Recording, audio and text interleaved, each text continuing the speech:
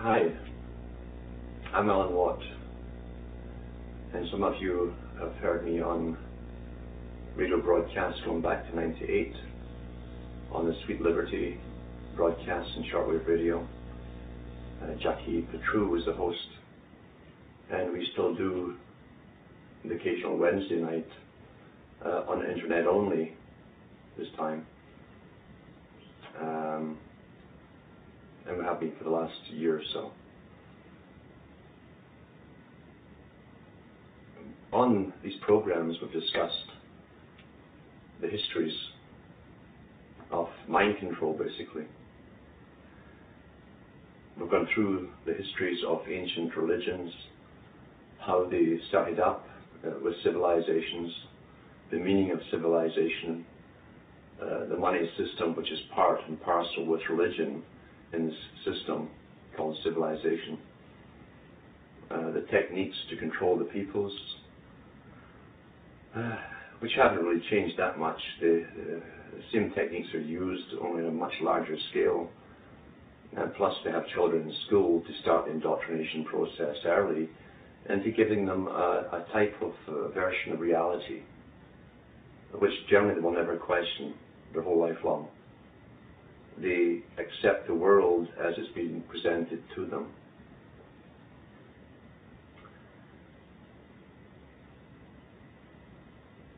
Many, many thousands of years ago, civilizations rose and fell.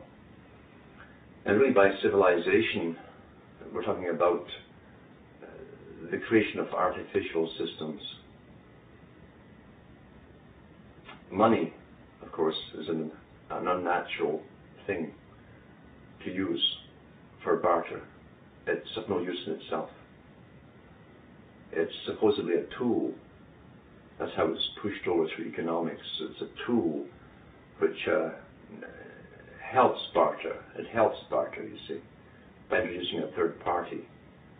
And of course, those who introduce the money ultimately control those who barter and those who buy. From money, of course, they build cities. City is an artificial hive, a beehive, as Plato called them. And through cities, these civilizations, really all one civilization under many faces, through the cities they could, because they must use money in a city and they can't grow anything in a city, they can't feed themselves, they're totally artificial. Culture which is fluid and flexible. It's not a natural thing, at least we don't know what natural culture ever was. But it's definitely flexible and pliable, and it's a science in culture creation. It's still ongoing. Those who know how to manipulate it had their start in the cities, where once they have money on the go, and they've trained the people outside to accept money for their food products and so on, they then get a standing army from within the city, and with the standing army, they go outside the city and conquer other peoples, force them into the system, force them to use money, give them a religion, and really they're really slaves. And as Charles Galton Darwin said, the grandson of Charles Darwin, he said that every civilization has really been a form of slavery for the people. And he was all for it. That was the natural order, according to him. And of course, those who are trained in power and control of the people are trained in these techniques since birth. They're brought up listening to a different version of reality than someone brought up in a local housing area. They're told that the realities of life, the predators which should be at the top of the natural order, the predators, of course, because they're such hypocrites, are good predators. They can't tell the children how they're really feeding off them or manipulating them for different ends, because children don't understand these things. And those with the low IQs, the little people at the bottom of the hill, you've got to keep them in the dark. The profane in Masonry means those in the darkness, base people, which is a real hypocrisy in itself, because it's like breaking the legs on a cow and then kicking the cow because it can't get up. that's the hypocrisy of this system, and that's how they view the public. They've broken our legs, and then they hate us because we can't get up. We're pathetic. And of course, they claim that we need them. It's like saying that the mice in the fields need the hawk. This is the logic of the predator. From the days of Babylon and before Babylon, they call them the Harappans. This is the name that's been stuck on these people by historians just to give them a name. But the Harappan culture extended all the way from Egypt right through the Middle East to China. And now they're unearthing pre-Sumerian Harappan cities on trade routes. And of course they must use a money system, lived at very high standard of living, these merchants. And they even had indoor plumbing, something that some people today don't have, even in Canada, and some places.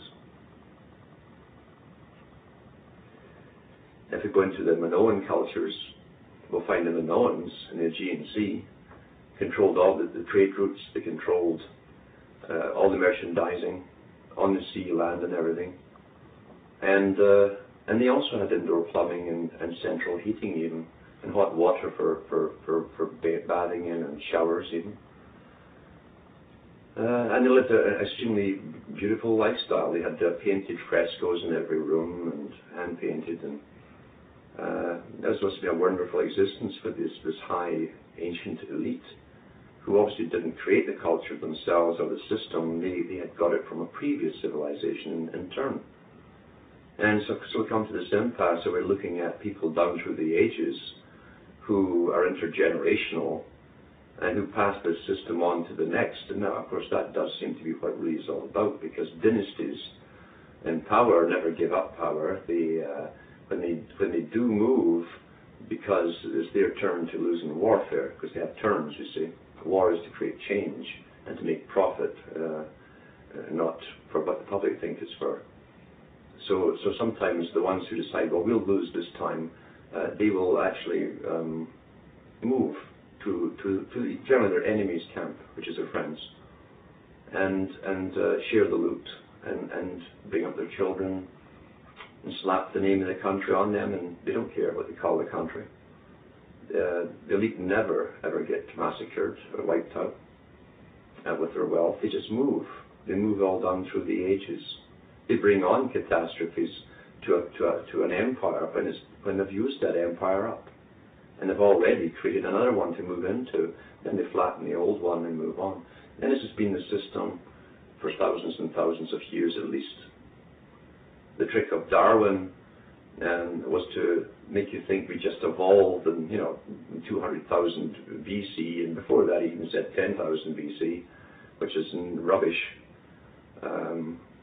This whole evolution thing is actually a Masonic doctrine. It's nothing to do with what we think it's meant to be. It's a Masonic doctrine.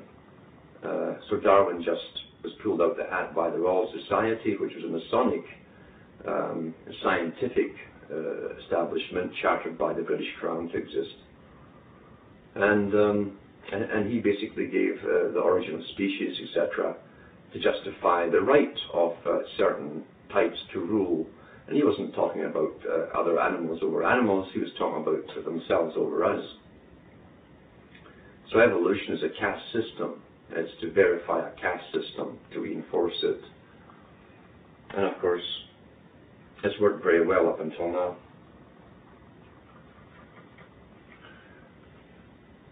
So going back to the Minoans, we know that they also shared, and they were probably very much so, a part of the ancient Egyptian elite. Because the frescoes on their walls have the same imagery, styles, techniques used as you'll see in the frescoes inside some of the tombs inside in Egypt. And even had the little curls down at the front, the locks of the youth that they used to depict youth in Egypt. So yeah, it makes perfect sense that a real elite, you see, wouldn't live in a place where they could be easily attacked.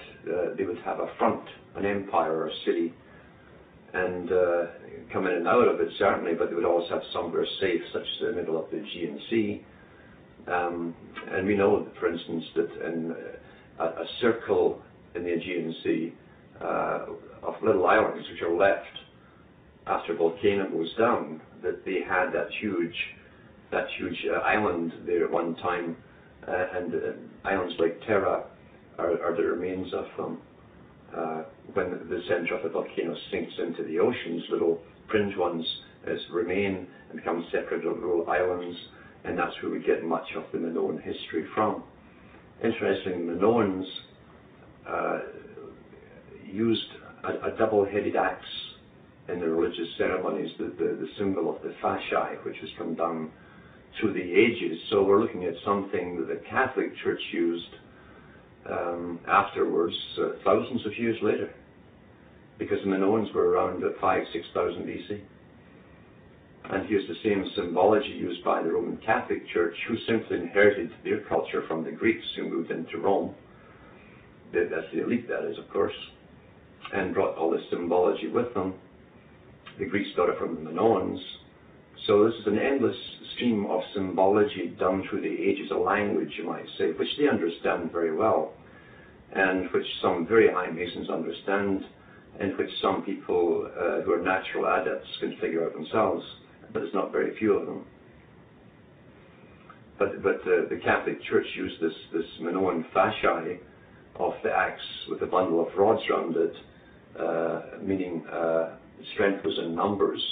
As strength, when you get one twig, you can break it easily, but you get a whole bunch of them in a bundle and try to break it in one go, it's harder.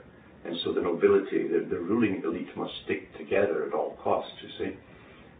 And in the middle of the bundle is the main shaft of the fasciae, the actual axe itself.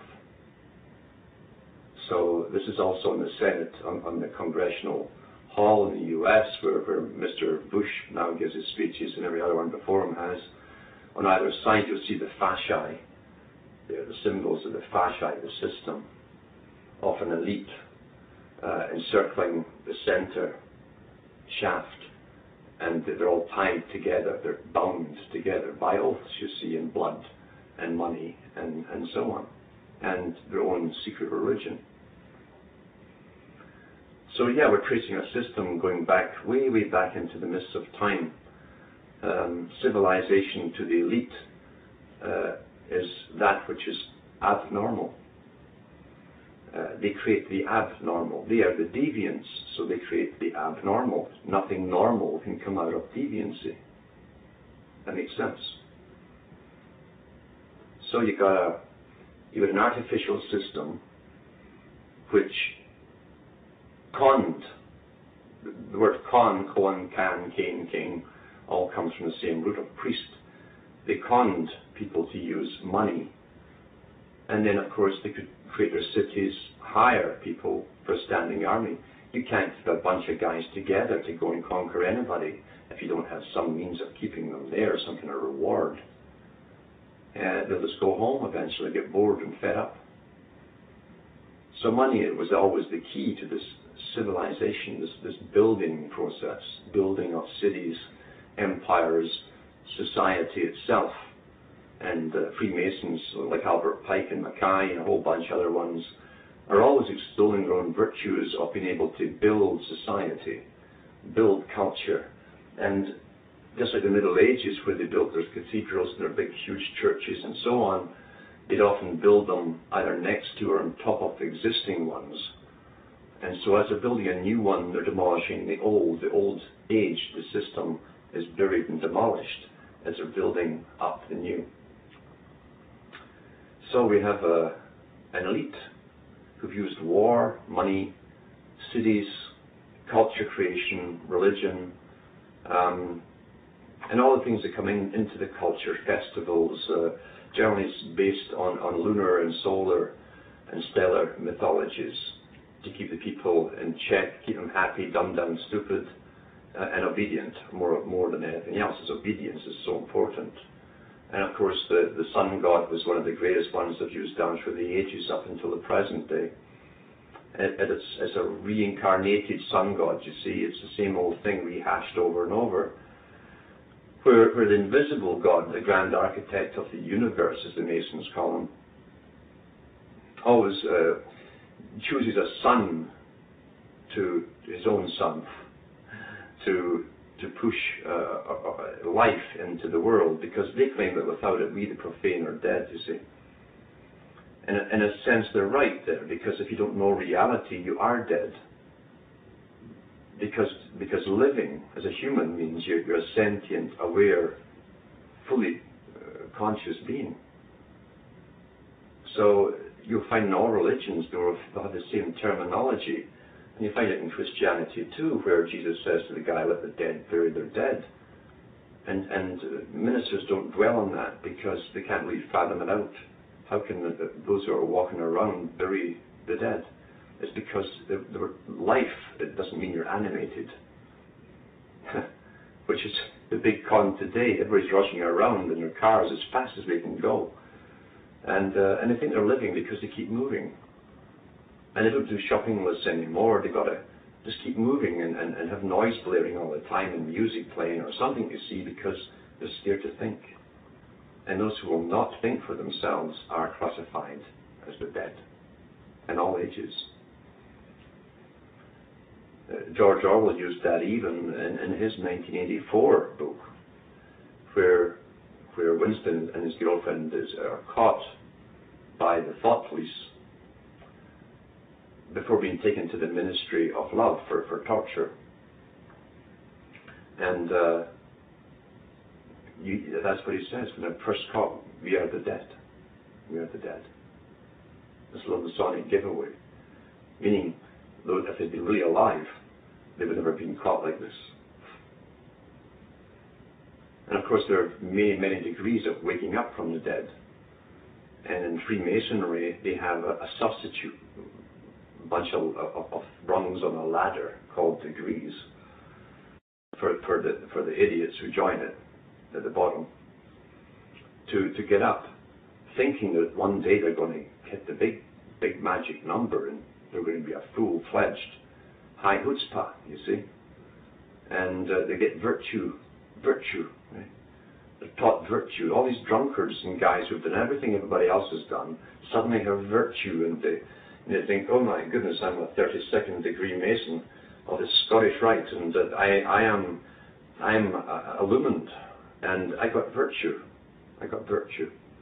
As they cross their palms with silver in their handshakes and pay each other off, you see, and take all their freebies from the society they live in. Cheaper taxation assessments with a little nudge, a wink and a nod and a handshake to the assessor. And the same thing with the policeman that catches them speeding, "Is there no one to help a poor widow's son?" Huh? Why is that? Why? Why is that? Why?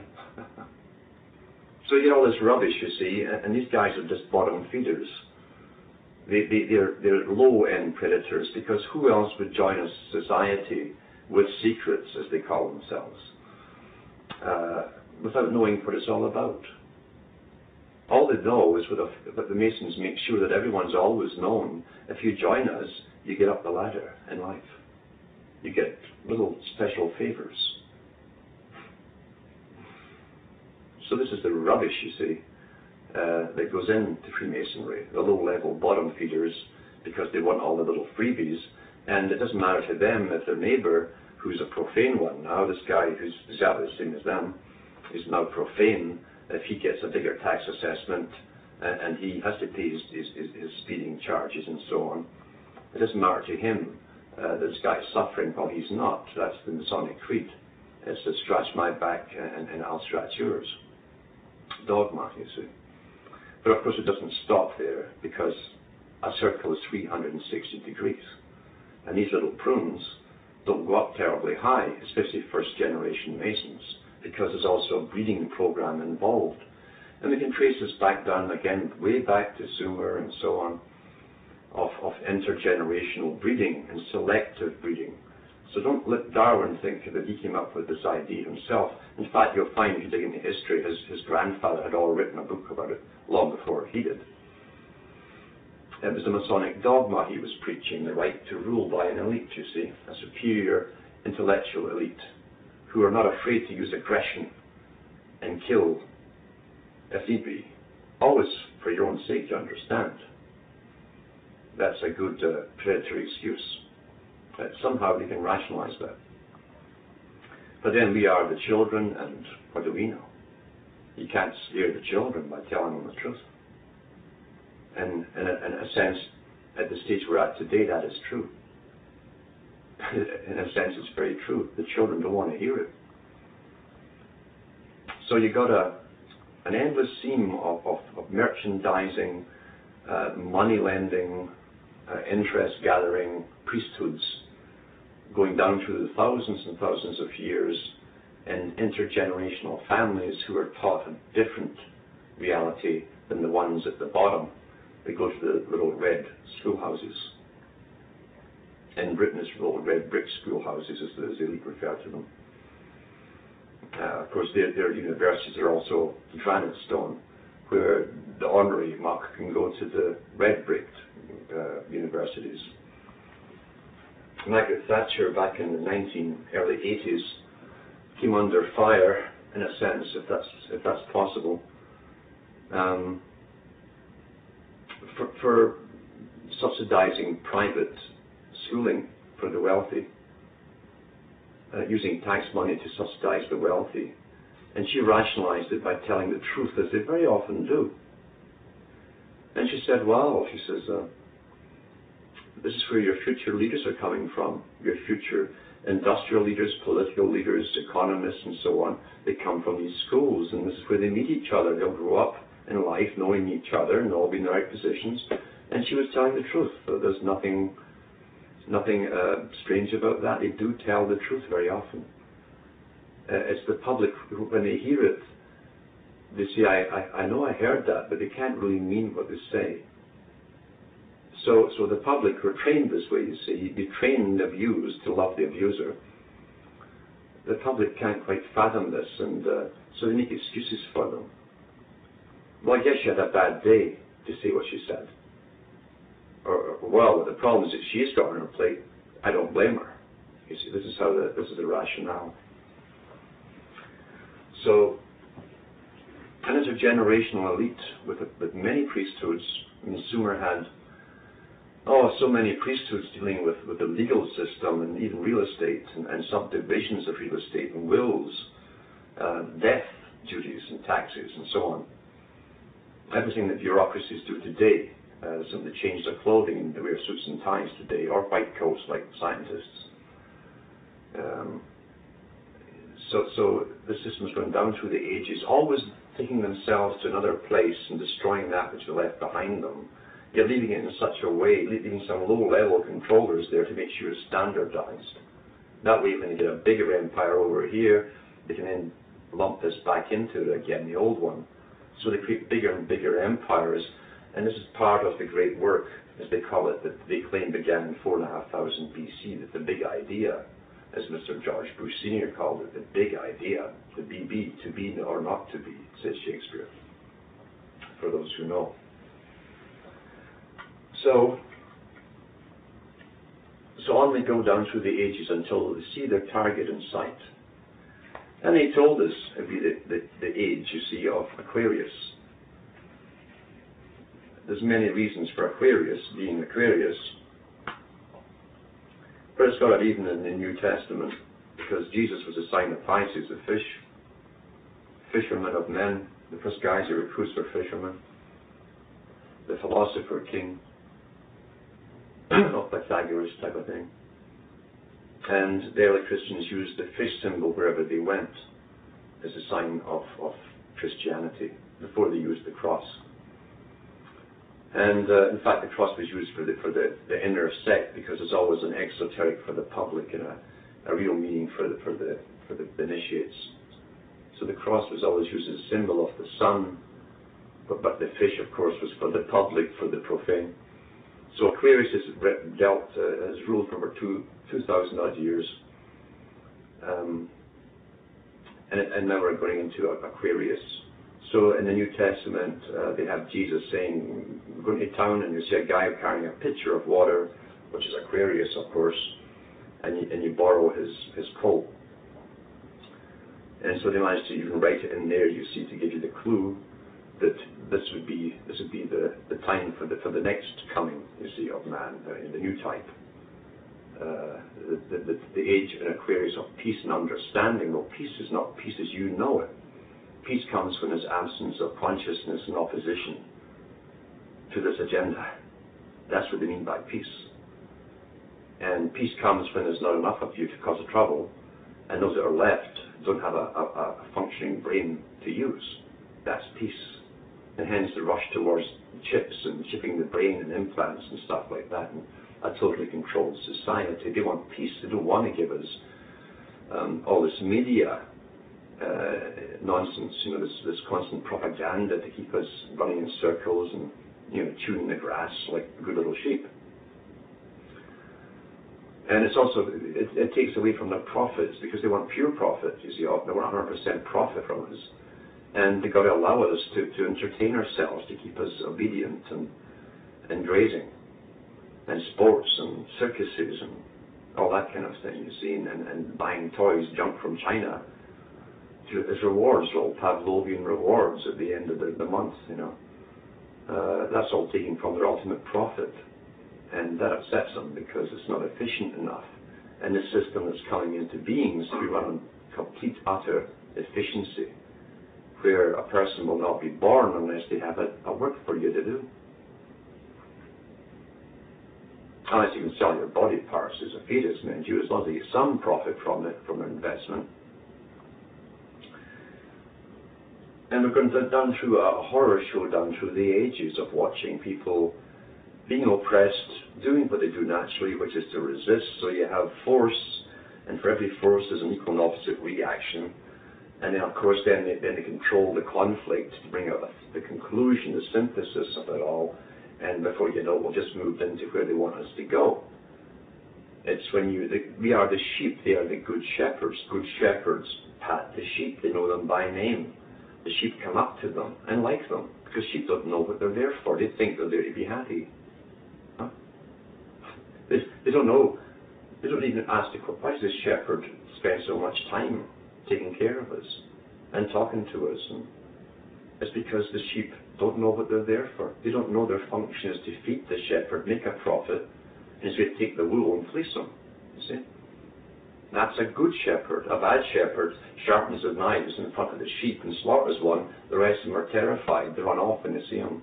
So the good shepherd wears a suit and tie and says, I promise to help you, whatever category you put yourself into, whichever pigeonhole, ready-made pigeonhole you put yourself. I'm left wing, I'm right wing, I'm up, I'm down, whatever. Well, it's theirs, it's their system. And they lead you to where they want you to go, which is the abattoir. But you're not supposed to know that till it happens. Poor things. You don't frighten the children. So you tell them what they call in Masonry the noble lie. And they give us noble lies all the time. Well, we can't tell the people the truth, poor things, they wouldn't understand. And so they've had debates down through the thousands of years, and how many they needed for work. Of course, when they needed lots of labor, they bred them up and told them to procreate, go out and multiply, yada yada. And they did, and they slaved away quite willingly for their masters. And when there was too many of them, the elite would get together and say, well, let's have a war and kill some off, And they do that too. And of course, since really the 1500s, when the Rosicrucian movement broke into the surface openly in England, that's when the real push was on for now a more expert-run society. And in the 1700s, it really took off with all the different writers amongst the interbred elite, like Charles Darwin. Charles Darwin's family only interbred with one other family for generations, and that was the Wedgwood family, the famous pottery Wedgwoods of England. And his grandfather married one, his father married one, Charles married one, And then when his wife died, he married his mother's sister, another Wedgwood. So they're all Wedgwoods and Darwins all mixed together, you see, until they bring in some other outside blood, the Galtons, another sweet bunch who believed in population reduction. And so they end up with Charles did anyway. He had 10 children from his first wife, and 8 of them died in childbirth, and the other 2 died in insane asylums very young. 2 interbred, you see. But that's part of the program initiated by the elite through Rosicrucianism, when they had to build up a middle class to manage what was coming, an industrial era, and even a middle class of obedient middle class people who would in turn look down their noses at the people they just left, the bottom of the heap. So the middle classes would become very snobbish. They'd have their own version of Masonry, not a noble order like the elite had, but they'd have a version which they didn't know there was anything else except the one they joined. They thought, this was it, I've made it. I'm climbing up the mountain. So this con game's going on and on and on. And of course in the 1700s with the French Revolution, we see it coming to a new open dimension, or we see it opening up, where they actually killed off, during the Revolution, thousands and thousands of ordinary French peasants, because it wasn't just the elite they were going after. They wanted to cull off what they thought was excess population in the provinces of France. And they towed them out in barges and blew them up and stuff like that, very sweet. And this was their idea of a scientifically run society by an intellectual elite. And this has gone right on until today. We are now run by so many bureaucracies and expert NGO groups that speak for us, even though we don't know who they are. This is what's running the world today, a world run by the natural order, they call it, just the intellectual elite. Those who have proven, as H.G. Wells said, they have proven through history and through the wealth their families have accumulated for centuries, that they are the natural elite. They have the right to control the lesser. You see those, and profane those guys at the bottom of the hill there. The guys that Moses left behind. And that's the story about Moses, of course. Moses wasn't a real person. It was a myth that was borrowed from Egypt and before that from India. And it's nothing to do with a person as such, or a wandering captive people. It's the natural order according to the mystery religion. Because the so-called Israelites, who'd been slaves, were still slaves, you see. They were still base people. So in the story, which is exoteric and esoteric, they're down at the bottom of the mountain, and it's lightning and thunder going around there, so they can't get up. They can't follow Moses up the mountain, because only the illumined man, you see, illumined man, the one who's illumined and has spirit. You see, the profane don't have spirit. Here's the big secret, you see. You're base, you're creatures of instinct, as Paul said in the New Testament. So the mob, who are slaves, stay slaves, basically. And they stay there, and of course, being slaves and dumb and stupid, they make a golden calf, because the slaves, the base ones, want a 2-legged, or at least a 4-legged, something solid anyway, to worship. They don't want a god, or something that they can't see, feel, and touch. They want to worship something physical. And so Moses, the illumined one, goes up the mountain, up the degrees, up the scale, to talk to God. He went where the rest could not follow. That's what it means. That's a simple esoteric story of it.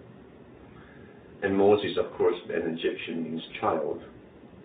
Unless you become as a child, you cannot see the kingdom of heaven, you see. Ramos is child of Ra. Tutmos is child of Thoth. And on we go. So we've been under tremendous mind control for such a long, long, long time. We still are under tense control. And the Masons are, again, in their own publications, will tell you there was a Masonic push to have universal education, the same education worldwide, to standardize a bunch of schmucks who will never question reality, who will accept reality as it's presented to them from birth. And that's what good management means. The schmucks don't know they're schmucks. When you see them, the people coming out of colleges and universities, they wear the cloak. You see, the cloak used to be always black for Saturn. Now they use red ones. I've noticed they're very popular. A sort of pinkish red, actually, which is maybe more telling for both sexes. And if you're an architect, you see, or an engineer, you understand technical drawings. You see things in a way differently from other people, because most people see the solid front of an object. They don't see the different aspects, the front view, the top view, the side view. They don't picture it in their minds, but the architect does. And of course, when you're wearing the little hod, as the brick masons call it, where they used to use a hod where they carried the bricks up the ladder. That's where they put them on. And that square there represents that, you see. The little squaring off the head. So the round head is not natural, the rolling stone, and the perfect squared head, you see, the ashlar, they call it in masonry, is now perfected. So nature wasn't good enough. By themselves, they'll perfect nature, and that's what they say in masonry. They're here to perfect that which is left imperfect. Well, guess what that means? Everything, including you. And if you look from the top view, of course, one of these little square-headed people with the gowns on, the dresses, you'll see that. You'll see the square. And if you were to see the head beneath it, you see the square, the circle, but in the middle, the squaring off the circle. See, that's what it means. Squaring off the circle. Squaring off your brain. A brick in the wall. And it really means that you've got a quality approval stamp on you by those who run the system, that have dumbed you down and you're now stupid enough to work in their system and fork over 40-50% of your earnings to them, you see. In the old days, they needed a few slave drivers. Slave drivers take away from your profit. And who watches the slave drivers? You see, so we are self-maintained slaves through money that we think is natural, like gravity, simply because it exists in our time when we live. And that's how easy it is to control us. We are self-maintained slaves. We're trained for one thing, and that's work in a system to produce and consume. And whether you're producing or consuming, with all the sales taxes, you're still paying lots of tax money. And of course that goes back to the elite, of course, who use the money for big projects, which we all supposedly call public projects, big huge projects like building railroads across continents and gasworks in Britain, waterworks and roadways, and then when they have it all working and all the problems ironed out, they sell it to each other for peanuts. You see, that's called progress. And the schmucks keep doing it. We've watched this done through the centuries, and Europe, as these huge projects were built up by the taxpayer. We're all working for the common good, And then, gee whiz, one day to tell you, we can't go on like this, it's too expensive. We need professional people, more professional people with a motive, a profit motive to take care of it. It's only incentive to make things work. So they put it up for a raffle, and of course one of the handful of the elite Masonic bodies gets to win it for peanuts. So it's a beautiful world, this road to progress, this destiny of progress. It's never been defined to the public exactly where you're going, and that's not by chance. Although it is told to you legally through movies and novels, and even songs, because that's called predictive programming, because legally they must tell you what they're doing. And they do all the time in the movies and novels and music. Plato described the whole technique. Today we call it a form of indoctrination, predictive programming, which means that through fiction or through when you think you're enjoying yourself, through being entertained undercover. And to entertain, tin comes from tin, the cover. When you're under the cover, your sensor part of your mind is not working. And when it's not working, you're unaware that you're being downloaded like a computer. And so all the little emotional techniques that you use, and you're identifying with the hero or the female with the heroine, and there's people in between these days, and all that kind of stuff. Once you start identifying with the characters, they've got you, because they can take you anywhere, no matter what that character does, because as long as you identify this much with them, they can take you that much into where they want you to go emotionally. And so when the real things start to happen in your own life, you say, well, this is kind of familiar to me. And you don't object to it. Because you're thinking, well, I guess it's the only way we could go in society in this particular area. I guess it's a natural evolution. But no, your mind was prepared, because these guys are the shepherds, you know. They have another bunch of slaves and scientists that work for them who do this mind control business, and they farm us to an extent. They first of all, they know what they want to grow in this field, what kind of crop they want to grow, and how high, and how many.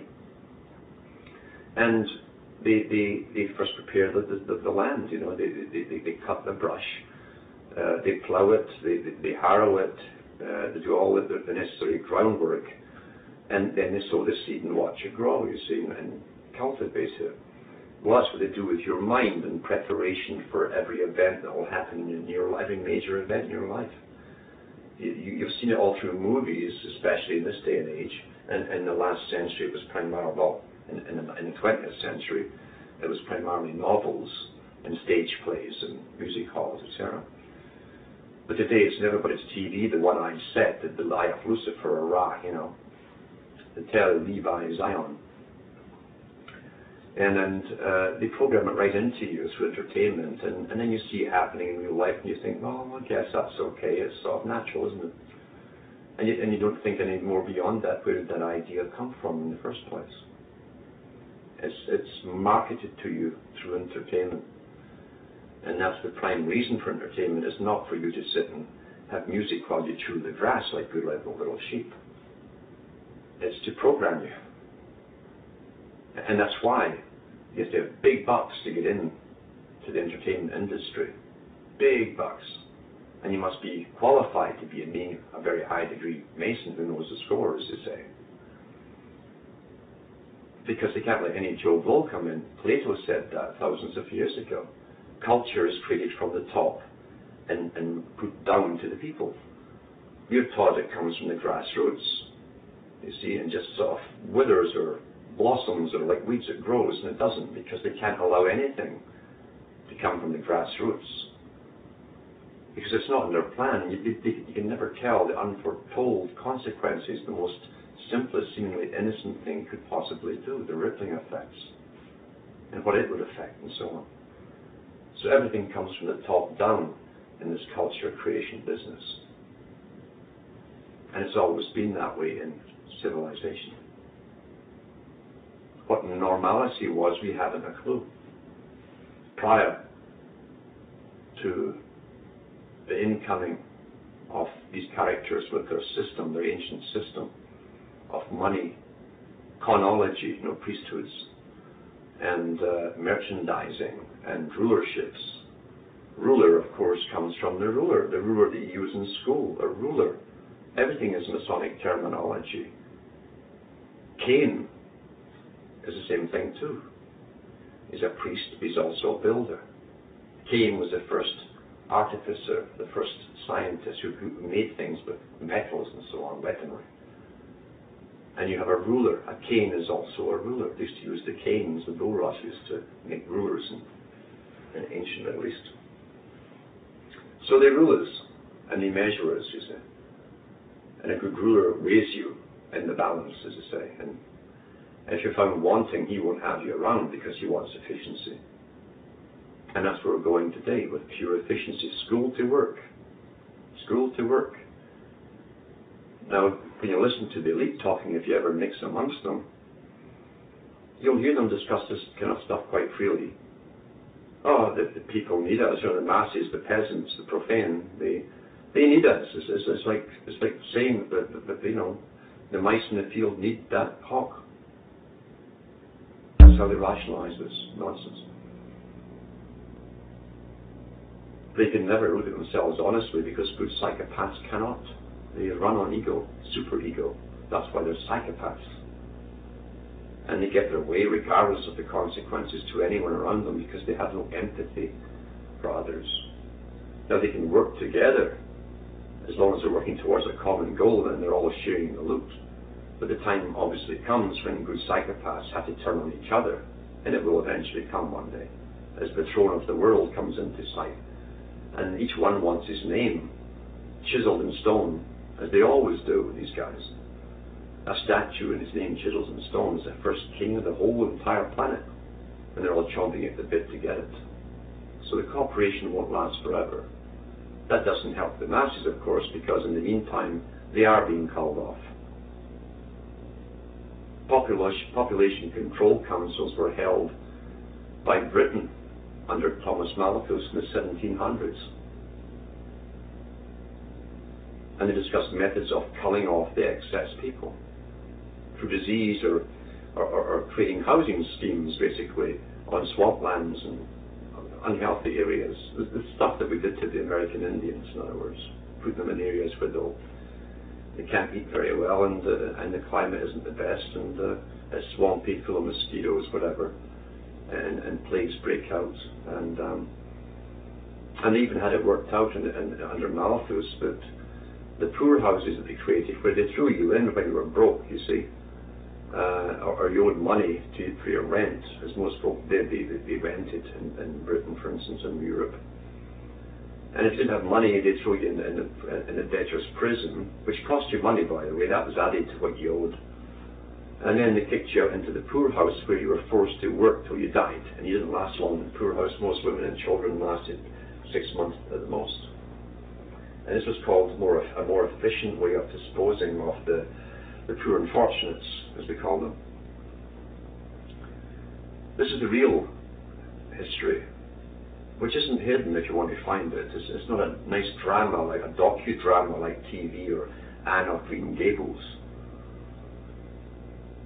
All the rubbish that they feed you, because people get most of their history today through romantic novels and stuff like that. There was nothing romantic about the 1700s, the 1800s, or the 1900s. For most people, it was a horror show. And that horror show has been slightly alleviated at the moment because the biggest change of all is coming into view, the completion of the great work, the one that started 4,500 BC sort of stuff, where they see themselves running the world in a scientific manner.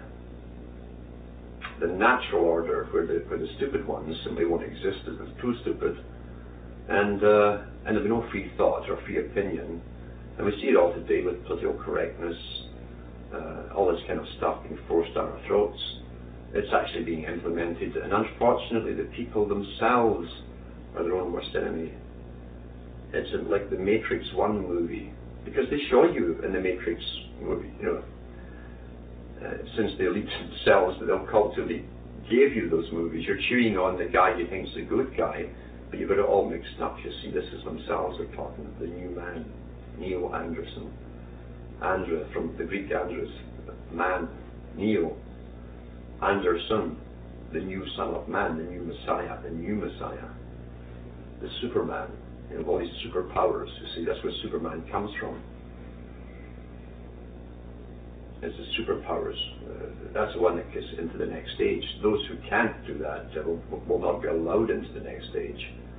And it's no coincidence, it's identical, this Freemasonry of the European elite. It's no coincidence, it's identical with Hinduistic theology, a caste system. Because in Hinduism too, at the end of ages, those who are unworthy to come into the next must perish. They mustn't be allowed into the next stage. And so we see the massive spraying in the skies, we see all the inoculations being dished out, people getting sicker. Adolescent arthritis now, inoculations, more of them, more of them. And all the propaganda on television that we're force-fed through, it's always law series or hospital series and drama and detectives and DNA swab testing and all this stuff. It's all training you see. It's all propaganda to make you obey these authorities, these specialists, law, medicine, and the courts, and science, DNA, and scientific techniques of finding things out, you see. It's training you to accept this as a natural order, because it's nothing like the reality. Nothing like the reality. But it's good entertainment, and it's good programming for the people towards an end they don't even think about, because they're not taught to think. You see, they're taught not to think. That's what we're educated for. The first thing you learn in school is to repeat after me. If you repeat after me, you get a little gold star. And if you're not repeating, and you're very good at repeating, the people will call you clever. That's nothing to do with being clever. That's being a good parrot. Repeating after me is a good parrot, but that's what they want, because then your quality approval stamp, square your head. You're now unnatural. You're dumb enough to get into their system. So that's the real system we live within, you see. It's quite funny, really. Tragically funny. Because they can't tell the people, we have been killing you. They can't tell them. You don't tell the children what the poor things wouldn't understand, poor dears. They wouldn't understand, poor dears. We find the same thing with the Afrikaners in Africa. That's how they talked about the blacks. Well, you see, you can't help them, because they're children, really. They're children's mentalities, so you can't be straightforward with them. Well, that's how the elite treat all of us. To the elite, the peasantry of China is no lower than the peasantry in Europe or the Americas, because they believe in elite breeding, and elite breeders of every country rule every country. Therefore, it's one big club. You've proven your worth to join. You're worthy, as it says in Masonry. Second generation Masons, or first generation Masons, can't get terribly high, because unless they've married an Eastern Star, then they bring up a son. It's the offspring, it's a breeding program. You'll see it in the Rosicrucian books, where they keep tongue-in-cheek hinting for the very stupid, because it's meant to pick up the very stupid into these societies, and through almost, stumbling over each other, they tell you that selection is very important. Selective breeding is what they're getting at. Selective breeding. And don't let the lower head rule the upper head, is what they say to the men. And nobody understands that. That's why all this is in your language. So it's a breeding program. And a first generation Mason can't get up terribly high, maybe a 32nd degree in the Scottish Rite. But if he marries an Eastern Star, who's again been through a few generations, then the offspring can go higher, the son of a Mason, and in the third generation can go much higher still. So you're breeding upwards through selective breeding, and your wives are chosen for you at that level. Just like the nobility's wives have always been chosen for the men. What you do in your free time when you're not breeding is up to yourselves. As long as you're both kept in a good financial style, she can do what she wants, and you can do what you want. There's no love there. Love is something which is fairly new, that's been marketed to the public. Because people in the past, even in the lower orders of things, married out of necessity. Male and female. And they really didn't have a good life, either one. When the Normans came into Britain and introduced this wonderful system of lordship over the public, and all subservient to the king, you know, the head Hoodspan, and you have the lords and the feudal lords below them, and the sub-lords, the sirs, you know, and all got their own patch to guard over and use. The peasantry were bought and sold with the land, and in English they like that they change it to serfs. They don't like the word slavery, because we're a Christian country, you see, and we can't have that in our history books, so we call them serfs. So 95% of the public were serfs, you see, and they were bought and sold with the land, starting from the time of the Norman invasion, who brought civilization through Europe. It's the same civilization, through slaughtering people, massively financially backed as well. It was many years in the making, this, and tremendous logistics and keeping them all supplied at sea and on land. It was much bigger than World War II, and cost and the whole thing, and time. So this was an ancient system coming through here, backing it heavily, and it was a must-be. They had to conquer everything and eliminate all opposition, which they did. And they were terrible rulers. They were inhumane, terribly inhumane. So the Normans came in, and they had the Domesday Book created. You see, the Domesday Book was an inventory of all that they owned, all the king owned. And that was people, livestock, houses, children, chickens, everything. It was a complete inventory of the whole land that he owned. And that was nothing new, because the ancient pharaohs had the same system in Egypt. And it was nothing new because the Normans also, a lord would put out his son to a relative, to an uncle or whatever, you see, another lord, and he would become taught the ways of knighthood through this relative. That was traditional with Normans. Well, you jump back to the pharaohs, they did the same thing, because their sons would get sent off to different satraps, they call them, little princes, their satrapies, and they'd get brought up and taught the ways of being noble and a warrior, a knight, you see. The same bunch all down through history. Same techniques: money, priesthoods, power, slaughter, armies, and the people had to produce. Now the Normans allowed the peasantry to keep maybe 40% or so, or 60% of their crops, and there was no intensive farming then. They didn't have all the high-tech yada yada do today, so crops often were terribly huge. But the Lord would take 40-odd% or even 60% of yours, and keep enough for his staff and all his armies, and sell all the rest for profit. And then profit had to split that all the way up to the king at the top, the real mafia system. This is the most organized gang on the planet. It's a gang system, really. So we have these Normans taking that off. Well, today, when you work out what you're allowed to keep, if you work out all the taxes, hidden taxes and so on, purchase taxes and income taxes and property taxes, you're paying more than that yourself today. So it's pretty well the same, really. The only difference is they don't have to send the army around through the forest to slaughter you and beat you into submission to make you pay up. You see, we do it willingly because we're trained to do it willingly. We're trained better. We're self-maintained slaves today. Now, some people, there are many sides to this whole system here. And on today's talk, all I'm talking about really is the physical side of things. Some of it. It's incredibly clever.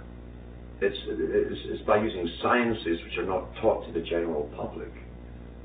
That mind control, manipulation, they have a perfect understand of their prey. They're the perfect predator. That's why in the coats of arms they have all these predatory animals, you see.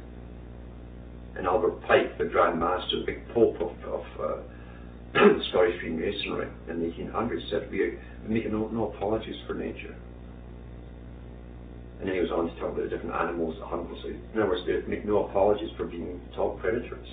That's their natural order.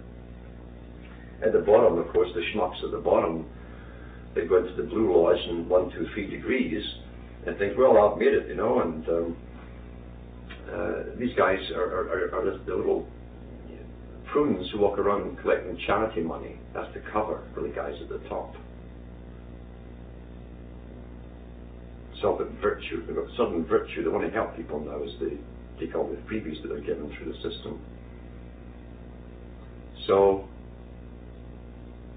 yeah, there's one side which is all science, perfect understanding of human nature, all kinds of types of human nature, perfect understanding, nothing is new under the sun, as I say. There's also a religion behind this, and the religion, on one level, as I say, is very Darwinistic. Darwin only espoused, but had already been believing themselves for many thousands of years. And in the movie 2001, Arthur C. Clarke, a very high Freemason, gives you the agenda of high Freemasonry, not the schmuckdom Freemasonry, but the high stuff. He gives you their agenda and their philosophy and their religion in the movie. In the beginning of the movie 2001, made in the 1960s, they show you the ape men, the hairy guys, supposedly. And the hairy guys are terrified of the darkness, and they quiver in their caves at night, and in the morning they go across to the watering hole and they meet this other tribe of ape men, and they shake their fists and so on each other, go through a little dance, a song and dance, and then they have a drink and sort of muffle off in their own separate ways, and that's how it's been going on forever. And in the little sequences around it, as they're showing you, they show you a pig, you see, it's part of their religion, you understand all this later. And they'll show you a tree branch shaped like a big snake, you see. And you see all these emblems, but these are actually Masonic emblems, occultic, high occultic emblems, you see all through it. And even though the story eventually goes into space, it starts with these cavemen, and an obelisk comes down, this black obelisk.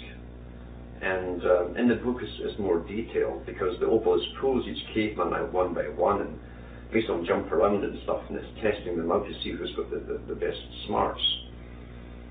And it picks one of them, and one day at the watering hole, instead of going over and shaking their fists and yelling and screaming and then having a drink and going home, this one picks up a bone, because they love the skull and the crossbones, of masonry, the pirate's flag. He picks up a thigh bone, and then he smashes his enemy over the water hole there, and he kills him. And they're telling you that's the right of might. The right of might. He who will kill is superior. As they give you religions about being meek and mild, they teach another one for themselves. Progress. You see, they have a thing called progress. They hate something called stagnant civilization, arrested civilizations. No, you must have progress. And progress to them is done through those who are willing to kill and become the top chutzpah, the king of the ape men. And then it jumps from there into the future, to the year 2001, and then a space journey occurs, supposedly on the trail of this obelisk that had been on Earth. Ends up on Jupiter, but it's all occultic. It's nothing to do with space travel. There's a Masonic initiation in it. You'll see the computer HAL on board the spaceship traveling to Jupiter, kills off two of the guys that are with him, and then tries to kill off the third guy. He outsmarts it and disables it, meaning he overcame all the natural laws. HAL is the sun, like halogen, halcyon the Greeks, HAL. And HAL, one letter after it, each one in the alphabet is IBM. You see, IBM, you speak it as I-beam, the beam from the eye of Ra. The beaming from the eye is between the pyramid, the capstone, and the rest of the pyramid. So everything is shown to you. It's not necessarily that you understand. It's only necessary that you think you understand, and everybody comes out of these movies chomping away. They're, that's a good movie, what's next? I have no idea what it means. And in 2010, as a follow-up to the movie, and it shows you what's supposed to happen in 2010. And so this big thing at the end, where this guy who escaped, the computer remembers, in the next movie, He's timeless, he's ageless, he's become a god because he overcame Halcyon, you see, the sun, the natural order. He overcame all the laws, and he's a god. And a new sun appears in the sky, but as above, so below. So a new sun will appear on earth, a Messiah, a being, an entity, whatever it is, that they bring forth to you with much hullabaloo and fanfare, I'm sure. But they're telling you their system, that they show you their religion from evolution, which is their belief system, both physical and spiritual, because they do believe in reincarnation, but they don't believe that everybody reincarnates, you know. There's a whole theology behind that. Even though encouraged to believe in it amongst the lesser, as they call it, they have a different belief system for themselves, specialized one. Well, naturally they're special, aren't they? You can't have the same one as everyone else. So there's the physical and inbreeding, which is terribly, terribly important to them, because it's part of the spiritual recycling, you might say, of the same dynasties within the same dynasties. And that's what they claim gives them their power and their intellect and their right to dominate and so on.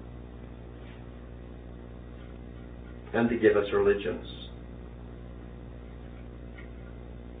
Religion is to tie, to rebind, to retie. They tie our minds down. When you're tied, you're not free to think. And we were told we're free, so that sort of compensates. We were told we're free even though we're crippled at birth by the system, which of indoctrination.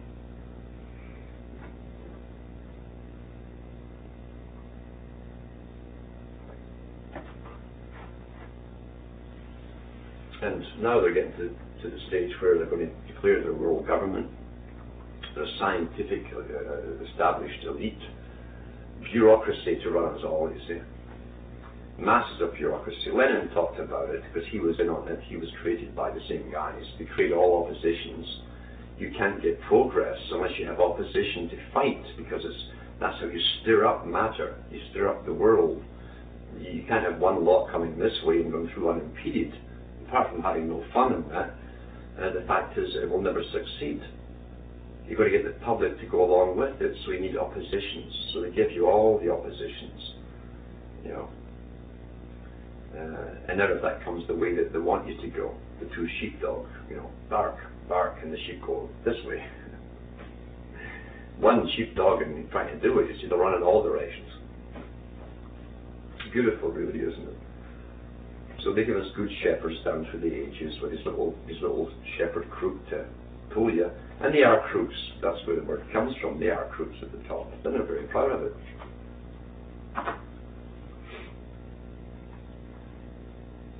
And we have sun gods all down through the ages, and we have Marys all down through the ages. You know, virgins are always virgins.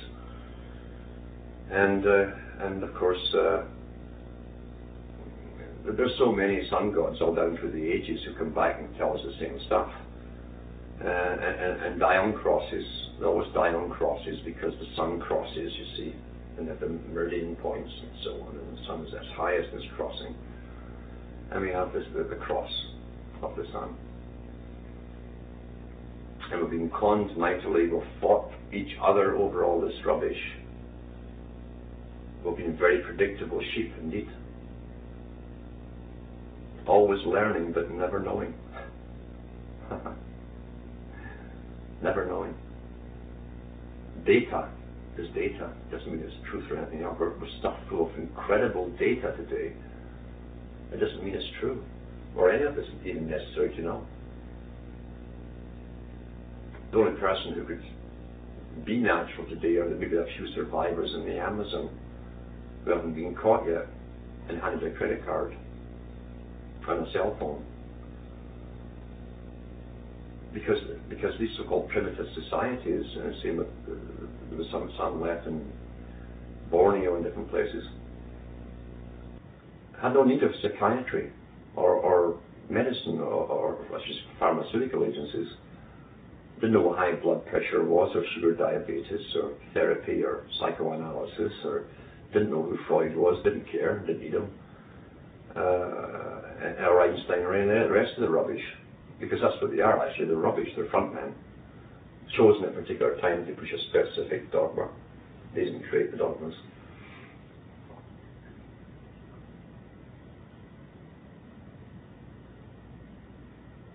These primitive men, as they call them, really are probably more in tune with our reality than we could ever imagine. We will see them staring in the jungle at a tree on their way somewhere. They'll stare for 2 or 3 hours and they're staring at, well, that's got meaning for the person. To us, we say, well, what's the profit in it? What's the purpose? What's profit, purpose? But you see, he's getting some mental healing out of whatever is happening. And as long as he's doing it, let him live. Leave him alone. He doesn't need pills and tranquilizers and all that, or TV, or soaps, or anything else. This guy can survive in his own way, and all of his offspring will survive for thousands and thousands of years if you leave him alone. We can't. We are interdependent on the system. The system that makes us go crazy makes you interdependent on the system. Wow, we got the pills to cure you. Well, we can't cure you, but we can treat you for life.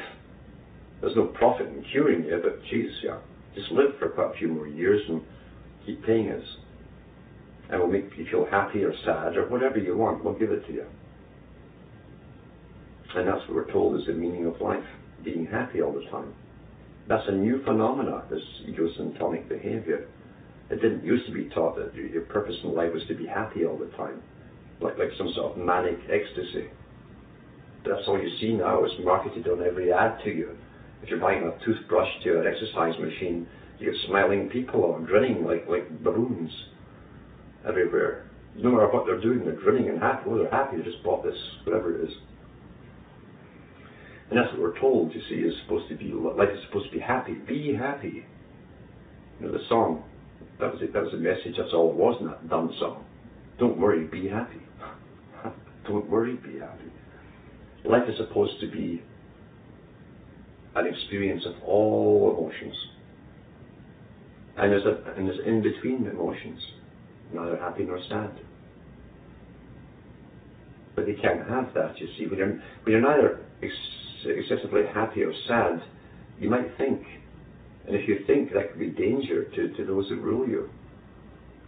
That's why you're crammed with all these choices of, do my thinking today. How many channels on TV can I get? Or how many radio stations? Not going to get satellite stations for radio now, there's that many of them. Or how many video games can I play with today? But give me someone else's thoughts, because I don't want to use my own. It's too much of a burden. Thinking is a burden. In fact, when it comes to the brain chip time, and of course the card, the active chipped ID card, which is coming, is only a part-way gesture towards this. It's to condition you for the inevitable. And most people will think, oh, because it'll be marketed, the lies will be marketed to them, the purpose of it. And the public will think, well, geez, you know, this is great. I want mine. They might even give you bronze, you know, silver, gold, and platinum to give it snob appeal. But once everyone has one, the real function will kick in once that's happened, and there'll be no more you. And this is from science meetings. World science meetings have said this. They have all this ready to go. They have to market the idea to the public. It's been done through movies at the moment, and novels, cartoons even. Children think they're going to be Superman, but they're not. They might be physically as a good cyborg, but they won't be themselves. There will be no ability to even perceive of yourself as a distinct individual. And that was said at the Loyola University meeting, where they held one of these world science meetings on this very subject. So we're guided like sheep to the slaughterhouse. Most will go willingly because they've swallowed reality, hook, line and sinker, as it's been presented to them. Those who understand what's going on are caught in different degrees of sides. You know, join a patriot side, join a militia side, join a this, that, the other. And all these sides are given for you by the same elite who run things at the present. They've always given us our heroes to follow, always. Albert Pike said that. We always give the people their heroes. That's why they never lose. So you don't follow people. These are the masters of manipulation. The masters of manipulation. Everything we can beat them by learning the law and using the law against them.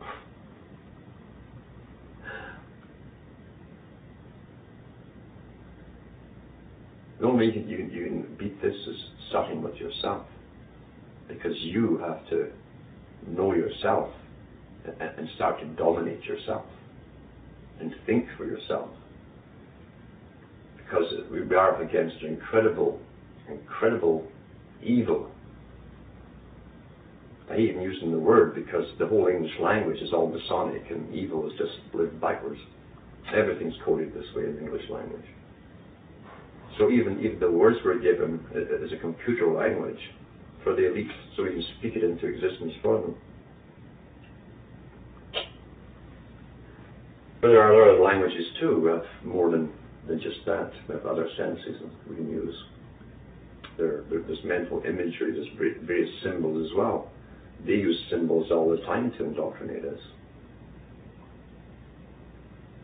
Words and letters are just symbols, although they have occultic meanings in Masonry and higher. But ultimately, what kind of mind is running this whole thing that's not human, obviously. That's what gets you. Yeah, there are lots of human psychopaths working for them. Clever psychopaths. And dumb ones too, you know. The dumb ones are generally used for executions in wartime and stuff, torture, that kind of thing. The more intelligent ones are up wearing suits and ties and lying to you. That's a gift that a psychopath has, is the ability to lie without emotion. And you speak well at night, no matter what they've done, without pills. So what's above all this, they can plan something such a long time ago, never lose control down through the eons, is worshipped by the high elite themselves in their strange rituals.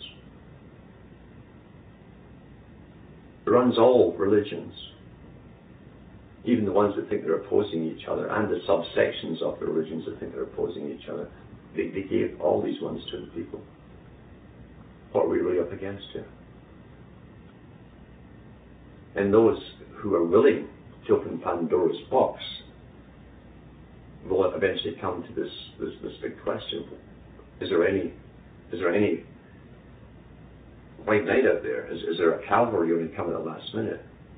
And hey, it's only in the books you find that, and in the novels and the movies and religions, because you have to participate in life to offset this. And participating in life means know yourself, come alive, and use your life for it, because if you don't, it's game over for everyone. Most people don't care about anyone else today, and that's true. I've heard it so many times. Well, thank God, by the time they bring the last part of this, and I'll be dead. I'll probably have been retired, and I'll spend my pension, I'll be dead, thank God. Because they don't give a damn, you see, about those that they come.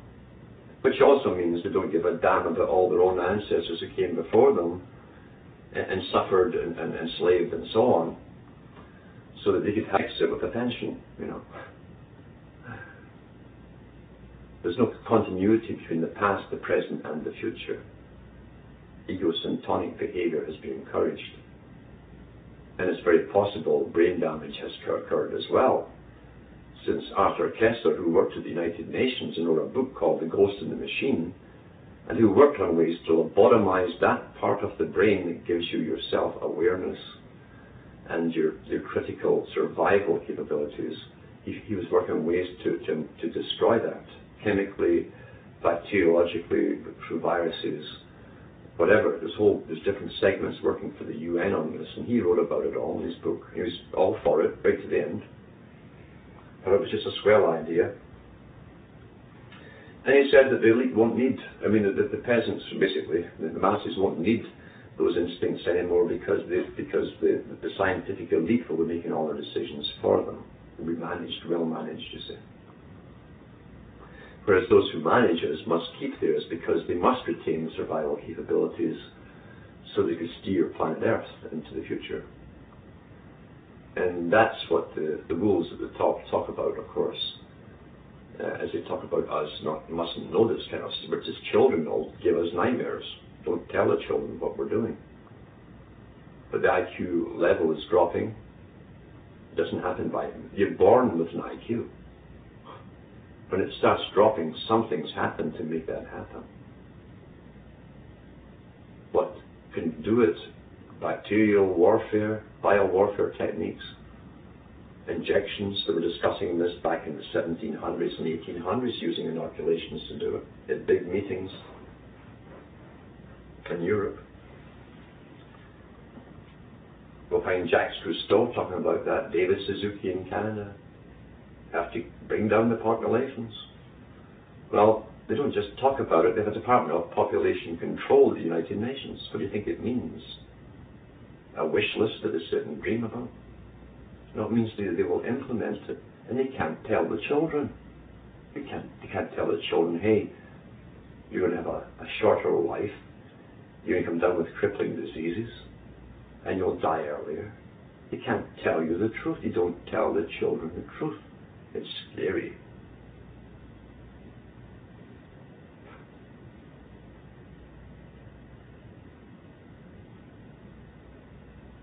So much to encompass, so many directions, much of the esoteric to explain to you, so much of the exoteric to explain to you, for things to start happening. So I want to do in all this talk, this just little intro, to give you a very quick synopsis of the past and the present and where we're going in the future. Very shortly, actually. We're getting sprayed like bugs from the sky with those that have eyes to see. Like bugs, just like bugs. Like you take a can of Raid and spray it over an anthill. That's what they think of us. And not one person in major media will talk about it. Why? Because the media is one of the most essential arms of government. It's part of government. They couldn't give you your matrix reality without it. They couldn't keep you in it without it.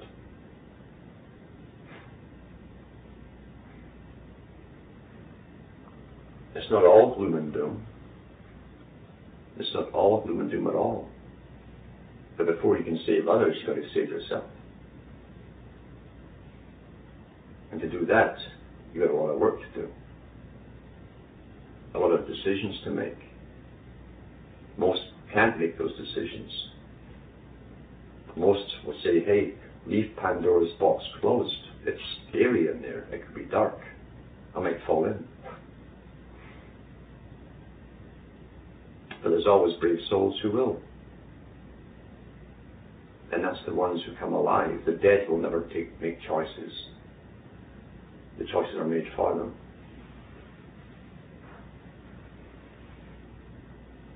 So, excuse this little homemade video here. But when you're running on a shoestring, you can still get the word out if you want to. I'll talk to you again. Thanks for listening.